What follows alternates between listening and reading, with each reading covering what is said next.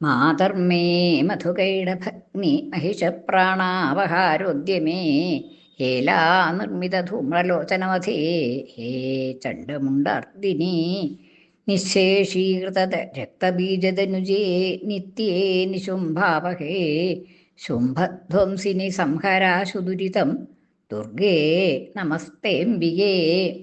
ദേവീ മാഹാത്മ്യം തുടരുകയാണ്. 3-ാമത്തെ അധ്യായത്തിലെത്തി.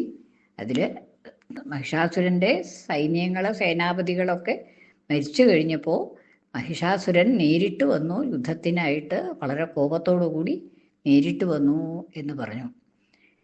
മഹിഷാസുരൻ വന്നതിന് ശേഷം ഉള്ളതായിട്ടുള്ള കഥ പറയാണ്.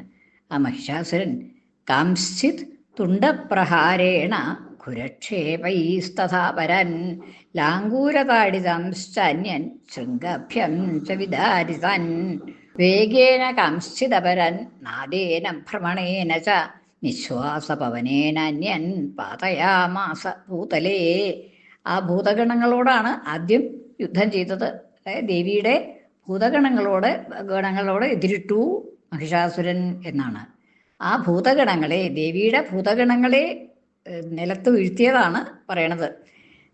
കാംശ്ചിത് തുണ്ടപ്രഹാരേണ, കാംശ്ചിത് ചിലരെ, അതായത് അതിൽ ആ ഭൂതഗണങ്ങളെ നേരിട്ടു എന്നാണല്ലോ പറഞ്ഞത്.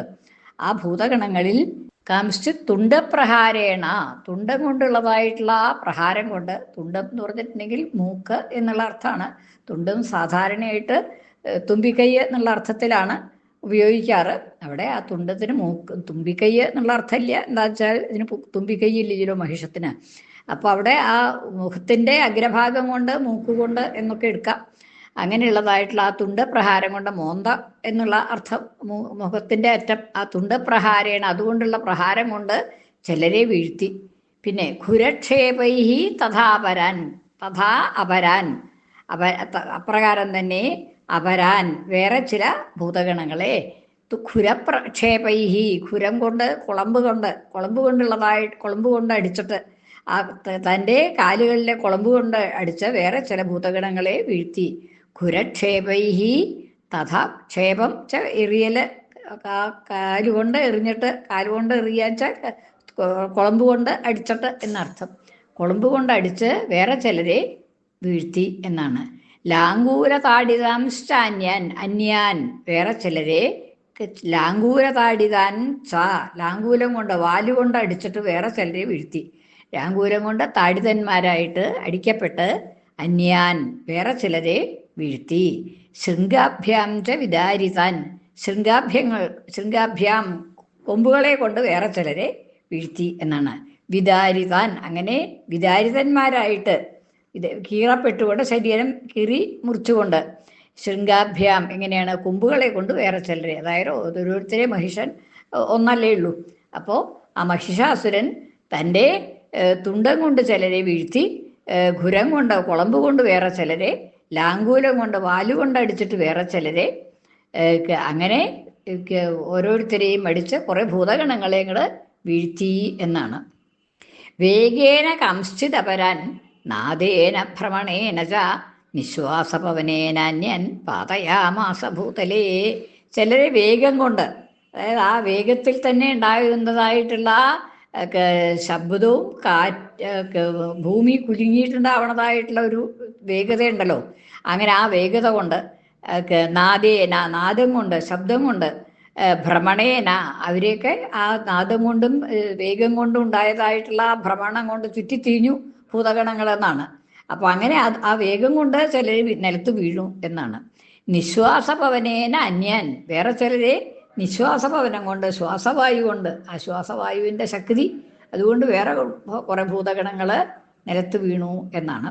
അപ്പം അങ്ങനെ ഈ മഹിഷാസുരൻ്റെ വരവിൽ തന്നെ ആ കൊമ്പുകൊണ്ടും കുളമ്പ് കൊണ്ടും ഒക്കെ കുറേ ഭൂതഗണങ്ങൾ മരിച്ചു. ആ ശ്വാസം കൊണ്ട് തന്നെ, ആ ശ്വാസത്തിൻ്റെ വേഗത കൊണ്ട് കുറേ പേര് നിലത്ത് വീണു. മരിച്ചു എന്ന് പറയണില്ല, ഒക്കെ പാതയാമാസ എന്നേ പറയുള്ളൂ, നിലത്ത് വീഴ്ത്തി എന്നേ പറയുന്നുള്ളൂ. നിശ്വാസപവനേന അന്യാൻ പാതയാമാസ ഭൂതലേ, വേറെ ചിലരെ നിശ്വാസപവനെ കൊണ്ടും നിലത്ത് വീഴ്ത്തി എന്നാണ്. നിപാത്യ പ്രമഥാനീകം സോഭ്യധാവൻ മഹാസുര സിംഹം ഹന്തും മഹാദേവ്യ കോപം ചക്രേ തതോംബിക നിപാത്യ പ്രമഥാനീകം പ്രമഥന്മാരെ ഗണങ്ങള്, ദേവിയുടെ ഗണങ്ങള്, ആ ഗണങ്ങളെ ഭൂതഗണങ്ങളെ അനീകം സേന, ആ പ്രമഥന്മാരുടെ സേന, ഭൂതഗണങ്ങളാകുന്ന സേനയെ നിപാത്യ വീഴ്ത്തിയിട്ട്, അതായത് ഇങ്ങനെ പലരെയും ഓരോന്നുകൊണ്ട് വീഴ്ത്തി എന്ന് പറഞ്ഞു. അപ്പം അങ്ങനെ ആ ഭൂതഗണങ്ങളെയൊക്കെ താഴ്ത്താക്കിയിട്ട് വീഴ്ത്തിയിട്ട് സോഭ്യധാവൻ മഹാസുര, സഹ മഹാസുര അഭ്യധാവൻ, സഹ അഭ്യധാവത്, ആ മഹാസുരൻ, ആ അസുരൻ അഭ്യധാവത് പദം മുറിക്കുമ്പോൾ സഹ അഭ്യധാവത് എന്നാവും. അഭ്യധാവത് നേരിട്ട് ഓടി എത്തി എന്നുള്ളതാണ്. ആരുടെ നേർക്ക്? മഹാദേവ്യ സിംഹം ഹന്തും, മഹാദേവിയുടെ സിംഹത്തെ വധിക്കാനായിട്ട്. കഴിഞ്ഞിട്ട് വേണമല്ലോ ദേവിയോട് യുദ്ധം ചെയ്യാൻ. മഹാദേവ്യ സിംഹം ഹന്തും, മഹാദേവിയുടെ സിംഹത്തെ വധിക്കാനായിട്ട് ആ സിംഹത്തിൻ്റെ നേരെ ഓടിച്ചെന്നു ഈ അസുരൻ.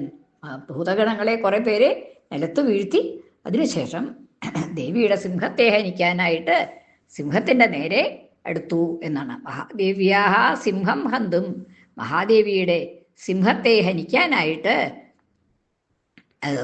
സമീപത്തേക്ക് ഓടിച്ചെന്നു എന്നാണ്. അഭ്യധാവത് നേരിട്ട് ഓടി. കോപം ചക്രേ തതോംബിക തതഃ, അംബിക കോപം ചക്രേ തതഃ, അനന്തരം അപ്പോൾ അംബിക ദേവി ക്രോധം ചക്രേ ക്രുദ്ധയായി തീർന്നു. ചക്രേ ചെയ്തു, ക്രോധത്തെ ചെയ്തു എന്ന് വെച്ചാൽ ക്രുദ്ധയായി, കോപം വന്നു ദേവിക്ക്, കോപം വന്നു, ദേവി ക്രുദ്ധയായി എന്നർത്ഥം. കോപം ചക്രേ തതഃ അംബിക തതഃ, അനന്തരം അപ്പോൾ അംബിക ക്രുദ്ധയായി തീർന്നു എന്നാണ്. സോപി കോപാൻ മഹാവീര്യ കുരക്ഷുണ്ണമഹീതല ശൃംഗാഭ്യാം പർവ്വതാനുച്ചാം ചിക്ഷേപച നനാദച. സോപി മഹാവീര്യ, സഹ അപി മഹാവീര്യ, മഹാവീര്യത്തോടു കൂടിയ അത്യധികം വീര്യമുണ്ട്, സംശയമില്ലല്ലോ. അങ്ങനെയുള്ളതായിട്ടുള്ള ആ അസുരൻ കോപാത് മഹാവീര്യ, മഹാവീര്യത്തോടു കൂടിയതായിട്ടുള്ള വീര്യത്തോടു കൂടിയതായ ആ അസുരൻ കോപാത് കോപത്തോടുകൂടി ക്ഷുണ്ണമഹീതല, ഖുരം കൊണ്ട്, തൻ്റെ കുളമ്പടികൾ കൊണ്ട്, കുളമ്പ് ഓരോടി നിലത്ത് വയ്ക്കുമ്പോഴും ആ കുളമ്പ് കൊണ്ട് മഹീതല, ആ മഹീതലത്തെ തന്നെ ഭൂമി കുലുക്കിക്കൊണ്ട്, ഭൂമിയെ പൊടിയാക്കിക്കൊണ്ട് എന്നുള്ള അർത്ഥമാണ് അവിടെ.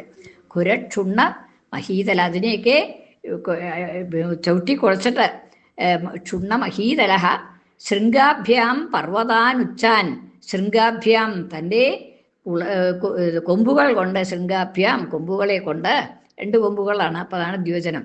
ശൃംഗാഭ്യാം പർവ്വതാൻ ഉച്ചാൻ, ഉച്ചാൻ പർവ്വതാൻ ഉയരമുള്ളതായ പർവ്വതങ്ങളെ ചിക്ഷേപച നനാദച, ചിക്ഷേപ എറിഞ്ഞു, ദേവിയുടെ നേരിട്ട് ചിക്ഷേപ എറിഞ്ഞു, നിനാദച ഉച്ചത്തിൽ ശബ്ദിക്കുകയും ചെയ്തു, ഉച്ചത്തിൽ ഗർജിക്കുകയും ചെയ്തു എന്നാണ്. ശൃംഗങ്ങൾ കൊണ്ട്, തൻ്റെ കൊമ്പുകൾ കൊണ്ട് ഉച്ചത്തിലുള്ളതായിട്ടുള്ള ഉയരത്തിലുള്ളതായിട്ടുള്ള പർവ്വതങ്ങൾ പറിച്ച് ദേവിയുടെ നേർക്ക് എറിഞ്ഞു എന്നാണ്. ശൃംഗാഭ്യാം പർവ്വതാനുച്ചാൻ ചിക്ഷേപച നനാദച, എന്നിട്ടൊക്കെ ശബ്ദിച്ചു. വേഗഭ്രമണ വിക്ഷുണ്ണ മഹീതസ്യ വ്യചീര്യത ലാംഗൂലേന ആഹതശ്ചാബ്ധി പ്ലാവയാമാസ പർവ്വതൻ. ഇനി അപ്പൊ ഈ ഇത് എറിഞ്ഞപ്പോ എന്താണ് ഉണ്ടായത് എന്നാണ്. വേഗഭ്രമണ വിക്ഷുണ്ണാമഹി, വേഗഭ്രമണം കൊണ്ട്, വേഗത്തിലുള്ളതായിട്ടുള്ള ആ പർവ്വതങ്ങളുടെ ഭ്രമണം കൊണ്ട്, ആ പർവ്വതങ്ങൾ എറിഞ്ഞപ്പോൾ അതിൻ്റെ ശക്തി കൊണ്ട്, എറിയുമ്പോൾ ഉണ്ടാവുന്നതായിട്ടൊരു ശക്തി ഉണ്ടല്ലോ, ആ ശക്തി കൊണ്ട് വിക്ഷുണ്ണാ മഹി, ആ വിക്ഷുണ്ണയായി തീർന്ന മഹി ഭൂമി വ്യശീര്യത കീറിമറിഞ്ഞു എന്ന് പറയുകയാണ്. കീറി പൊളിഞ്ഞു, ഭൂമി തന്നെ കീറി എന്നുള്ളതാണ്.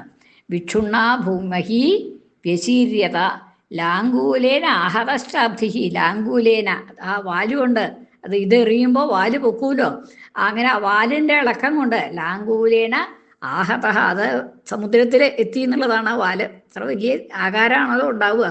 അപ്പം അങ്ങനെയുള്ളതായിട്ടുള്ള ആ മഹിഷൻ്റെ, പോത്തിൻ്റെ ആകൃതിയാണെന്ന് പറഞ്ഞുല്ലോ, ആ മഹിഷത്തിൻ്റെ വാല് സമുദ്രത്തിൽ എത്തി എന്നുള്ളതാണ്. ആ സമുദ്രത്തിൽ എത്തി. അപ്പം അങ്ങനെ ലാംഗൂലേന ആഹത, അത് ഒന്ന് അടിച്ചു ആ വാലുണ്ട് എന്നുള്ളതാണ്. അപ്പം അങ്ങനെയുള്ളതായിട്ടുള്ള ആ സമുദ്രം ലാങ്കൂലേന ആഹതഃ ച അബ്ധിഹി സമുദ്രം, ലാങ്കൂലം കൊണ്ട് അടിക്കപ്പെട്ടതായിട്ടുള്ള ആ അബ്ധി സമുദ്രം, ഇതെറിയണതായിട്ടുള്ള സമയത്ത് ആ വാലുകൊണ്ട് വെള്ളം സമുദ്രത്തിലെ അടിച്ചു എന്നുള്ളതാണ്. പ്ലാവയാമാസ പർവ്വതൻ, ആ പർവ്വതങ്ങളെ തന്നെ മുക്കിക്കളഞ്ഞു എന്നുള്ളതാണ്. അത് പല പർവ്വതങ്ങളും ആ വെള്ളത്തിൽ അടിച്ചപ്പം പൊങ്ങിയതായിട്ടുള്ള വെള്ളത്തിൽ മുങ്ങിപ്പോയി പർവ്വതങ്ങൾ എന്നാണ്. അത്രയും ശക്തിയോട് കൂടിയിട്ട് വാലുകൊണ്ട് വെള്ളത്തിലടിച്ചു എന്ന് സാരം. ശ്രീ ശിവ ശിവശക്തിഐക്യരൂപിണി ലളിതാംബിക, ശ്രീ ശിവ ശിവശക്തിഐക്യരൂപിണി ലളിതാംബിക, ശ്രീ ശിവ ശിവശക്തിഐക്യരൂപിണി ലളിതാംബിക. ശ്രീ ലളിതാംബികായൈ നമഃ.